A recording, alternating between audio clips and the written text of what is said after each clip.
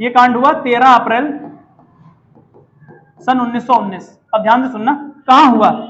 अमृतसर। और अमृतसर कहां है? पंजाब में। जिस दिन ये कांड हुआ उस दिन था वैसाखी। वैसाखी का त्योहार मना रहे थे लोग, वैसाखी का त्योहार, वैसाखी का दिन था। और जलियांवाला बाग में कई लोग आए हुए थे। पहला तो लोग आए हुए थे सैफुद्दीन किचलू, वहां के एक नेता हैं लोकल, है ना, और दूसरे नेता सत्यपाल, डॉक्टर सत्यपाल। उनकी गिरफ्तारी हो गई थी, उसके विरोध में आए थे। अब सवाल ये गिरफ्तारी क्यों हुई थी? वो हुआ क्या ना, मैं तुम्हारा सिंपल थोड़ा समझा देता हूं। 1914 से 1918 पहला विश्व युद्ध हुआ, प्रथम विश्व युद्ध। और इस प्रथम विश्व युद्ध में भारतीयों ने खूब मदद की अंग्रेजों की, और गांधी जी ने भी खूब सेना में लोग भर्ती करवाए, और गांधी जी को भर्ती कराने वाला सार्जेंट तक कहा गया। और उसी बीच 1915 में अंग्रेजों ने गांधी जी की सेवा से प्रसन्न होकर उनको केसरे हिंद की उपाधि भी प्रदान की। गांधी को उपाधि मिली। अब गांधी को यह लगा उस टाइम पर कि हम जब अंग्रेजों की मदद करेंगे तो अंग्रेज इस युद्ध को जीतने के बाद हमारे बारे में कोई अच्छा सोचेंगे और कुछ हमको अधिकार प्रदान करेंगे, भारतीयों को अधिकार देंगे। अंग्रेजों ने ऐसा कुछ नहीं सोचा। अंग्रेजों ने उल्टा भारतीयों के लिए एक अधिनियम और बना दिया, खासतौर से पंजाब वाले एरिया के लिए, और उसका नाम था रॉलेट एक्ट। रॉलेट अधिनियम कहा जाता है उसको। यानी पंजाब के अंदर जो आतंकी गतिविधियां हो रही थी अंग्रेजों के हिसाब से, उनके खिलाफ जो गतिविधियां हो रही थी उनको रोकने के लिए रॉलेट एक्ट आया। सिडनी रॉलेट की अध्यक्षता में यह एक्ट बना, इस कारण से रॉलेट एक्ट के नाम से फेमस हो गया। इसको काला कानून कहा जाता था। अब जब ये एक्ट लागू किया, और इस एक्ट में प्रावधान यह था कि इस एक्ट के अंतर्गत जो कोई भी गिरफ्तार होगा उसको किसी भी प्रकार का कोई वकील करने की अनुमति नहीं होगी, कोर्ट में कोई अपील करने की अनुमति नहीं होगी, ना ही किसी प्रकार की दलील करने की अनुमति होगी। इसलिए रॉलेट एक्ट जब आया 1919 में, ये मार्च की बात है, मार्च 1919 जब रॉलेट एक्ट आया, तो इस रॉलेट एक्ट के अंतर्गत जिसको भी गिरफ्तार किया गया है उसको ना तो गिरफ्तारी का कारण बताया जाएगा और गिरफ्तार करके जेल में ही डाल दिया जाएगा, ना ही कोर्ट में आने दिया जाएगा, ना वकील करने दिया जाएगा, ना उसको कोई दलील अपील करने दी जाएगी। इसी कारण से इस कानून को काला कानून कहा गया। और इसको लोग कहते थे नो वकील, नो अपील, नो दलील, इस नाम से इसको जाना गया। सब लोग इसको इस नाम से जानते थे। ना वकील करने की अनुमति, ना अपील करने की, ना दलील देने की। बताओ, ये सब हमारे ऊपर इतने भयंकर अत्याचार किए गए, इसी का परिणाम है कि जब हमारा भारत का संविधान बना तो एक अनुच्छेद जुड़ा। कौन सा?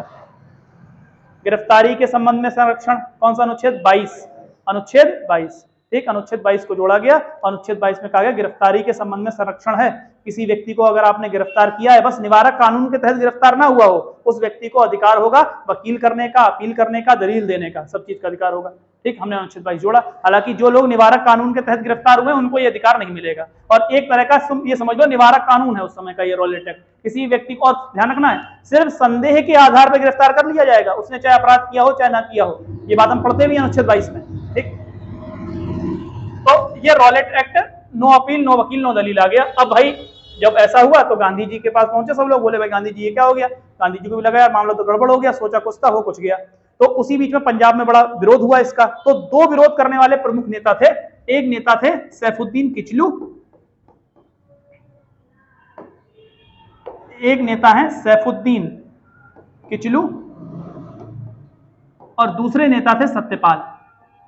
इन दोनों को पुलिस उठाकर ले गई, गिरफ्तार कर लिया।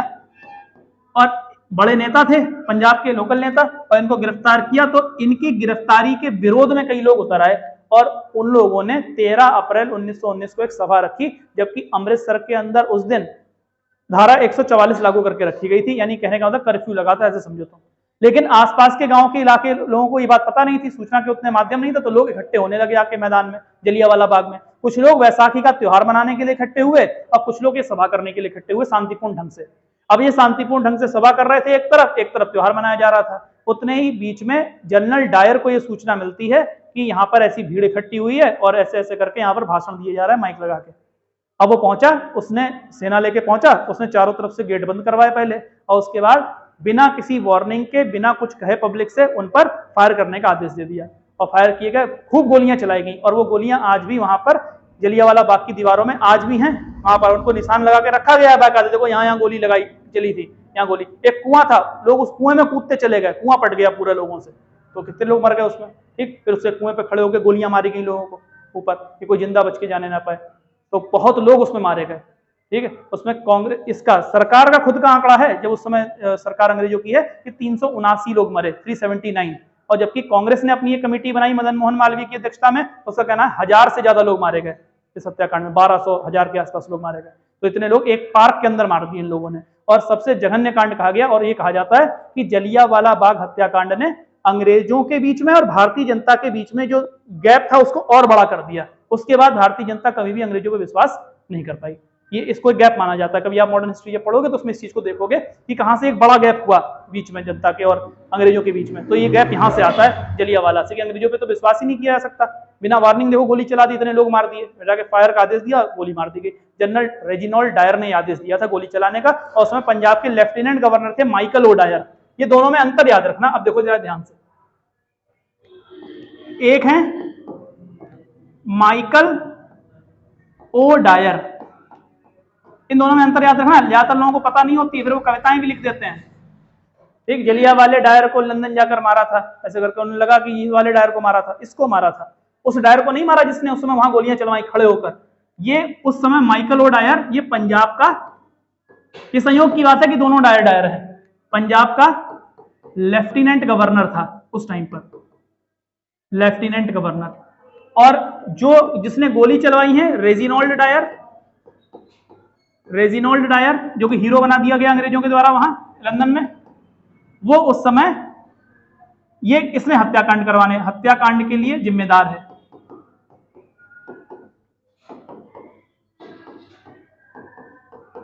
ये वो व्यक्ति था जो उस समय उपस्थित था, हत्याकांड के लिए जिम्मेदार, ये लेफ्टिनेंट गवर्नर है।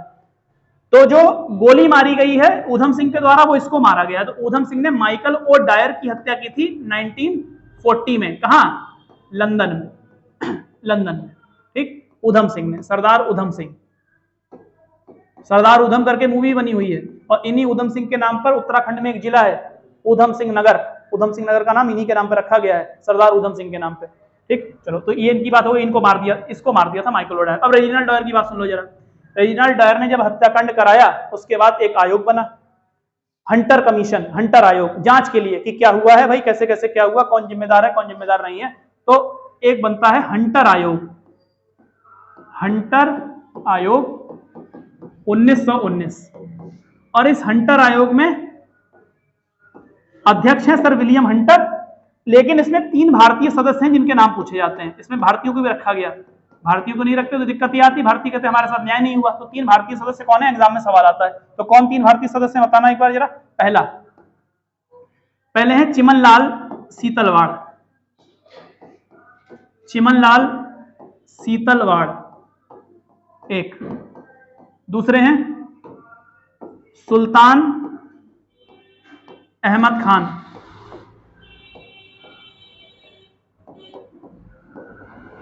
उपाधि है राय बहादुर, तो राय बहादुर सुल्तान अहमद खान पूरा नाम। तीसरा जगत नारायण,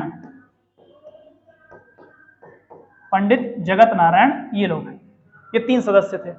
अब डायर को इस आयोग के सामने उपस्थित होना था, अपनी सफाई दी, और डायर ने स्पष्ट कहा कि मुझे लगता था कि जो धारा 144 या कर्फ्यू जो लागू था उसका पालन ना करके उन्होंने अंग्रेजों के कानून का मजाक बनाया है, और मुझे ऐसा लगा कि अंग्रेजों के कानून का मजाक बनाया जा रहा है, इसलिए मैंने उनको एक सबक सिखाना उचित समझा, और इसलिए मैंने ये कांड किया। मतलब उसको कोई अफसोस नहीं था अपने द्वारा किए गए काम का। लेकिन हंटर आयोग की सिफारिश आई, हंटर आयोग ने इसको जिम्मेदार माना, लेकिन कोई कार्रवाई नहीं की, बल्कि बर्खास्त कर दिया गया नौकरी से और लंदन चला गया। और जब लंदन चला गया तो लंदन में इसका खूब सम्मान हुआ, इसको शॉर्ड ऑफ ऑनर दिया गया। रुडयार्ड किपलिंग जैसे जो क्या कहते हैं साहित्यकार, एक बड़े साहित्य, जंगल बुक एक किताब है मोगली वाली, उसी को लिखा है रुडयार्ड किपलिंग ने। रुडयार्ड किपलिंग वहीं के रहने वाले थे, हालांकि वो भारत में आकर रहे कई समय, लंबे समय तक। उसके बाद उन्होंने किताबें भी लिखी कई सारी, नहीं बच्चों की किताबें, इस तरह की वो कहानियां लिखा करते थे। उन्होंने भी इसकी आर्थिक रूप से सहायता की, थोड़ा दान चंदा इत्यादि इकट्ठा हो रहा था, उसमें कुछ रुपया इन्होंने भी दिया, ठीक। कुछ लोग कहते हैं 2000 पाउंड दिए, कुछ कहते हैं 2200 पाउंड दिए, कुछ कहते हैं 10 ही पाउंड दिए, कुछ कहते हैं कि 2 लाख पाउंड दिए। अब जो भी है कहने तो हमें कोई फर्क नहीं पड़ता, लेकिन आर्थिक रूप से मदद की है,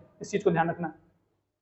तो ये कुछ इसकी स्टोरी है जलियांवाला बाग हत्याकांड की, ठीक। अंत में क्या होता है, जनरल डायर हीरो बन जाते हैं इंग्लैंड में, भारतीयों के लिए विलेन बन जाते हैं, बस इतनी सी बात है। और अंत में जाकर ये हत्याकांड हमारे यहाँ पर इसलिए इंपॉर्टेंट हो गया क्योंकि इसके अब 105 साल पूरे हो चुके हैं। ऐसे 106 साल अगली साल हो जाएंगे, फिर 107 हो जाएंगे। और ध्यान रखना, ये वो हत्याकांड है जिस पर आज तक अंग्रेजों ने लिखित रूप में माफी नहीं मांगी है, जबकि कई बार भारतीय इस बात को कह चुके हैं। जब भी आता है 13 अप्रैल, भारतीय हर बार कहते हैं कि माफी मांगो माफी मांगो, कभी माफी नहीं मांगी। वहां की रानी एलिजाबेथ तक आकर चली गई हमारे जलियांवाला बाग में, लेकिन कभी माफी नहीं मांगी है। श्रद्धांजलि देने जरूर आए थे।